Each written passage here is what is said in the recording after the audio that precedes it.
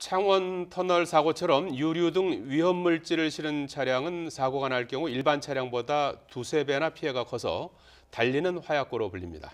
위험물질 운송 차량 사고는 매년 수십여 건이 발생하는데 소관부처가 분산돼 있어 차량 관리가 제대로 안 되고 있다는 지적이 나오고 있습니다. 권호진 기자의 보도입니다.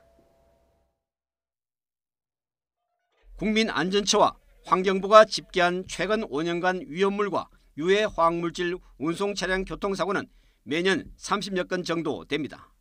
올해도 지난 6월까지 12건이나 발생했습니다. 유해 화학물질 사고 원인은 관리 소홀이 가장 많았고 운전 부주의, 졸음운전과 추돌 등 복합 원인, 차량 추돌 등 기타가 뒤를 이었습니다. 물론 사고가 나면 창원터널처럼 대형 참사를 초래합니다. 그런데도 이런 차량 관리가 제대로 되지 않는 실정입니다. 위험물질 운송 차량은 위험물의 종류에 따라 소관부처가 국민안전처와 환경부, 국토교통부, 산업자원부 등 10개나 됩니다. 석유 등 인화성 물질 등의 위험물, 고압가스, 유해 화학물질 등을 따로따로 관리하다 보니 사고 때 신속한 대응이 어렵다는 지적이 나옵니다.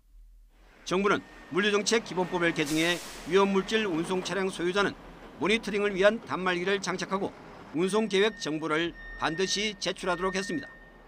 하지만 내년 3월부터 시행될 예정이어서 정부의 관리 공백은 이어질 수밖에 없습니다.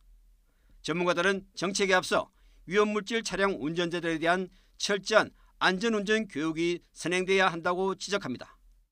위험물질 싣고 다니거나 대형 차인 경우에 운전자의 안전운전 교육에 대한 것, 특히 위험물질에 대한 안전운전 교육, 이런 부분이 명백하게 확실하게 안전이 확보되지 않는다면 상당히 이런 사건은 언제든지 등장할 수 있다는 거. 더불어 창원터널 사고 트럭 운전자가 76살의 고령임을 고려해 위험물질을 운반하는 사람의 연령 규제도 필요하다는 의견도 제시했습니다. YTN 근호진입니다.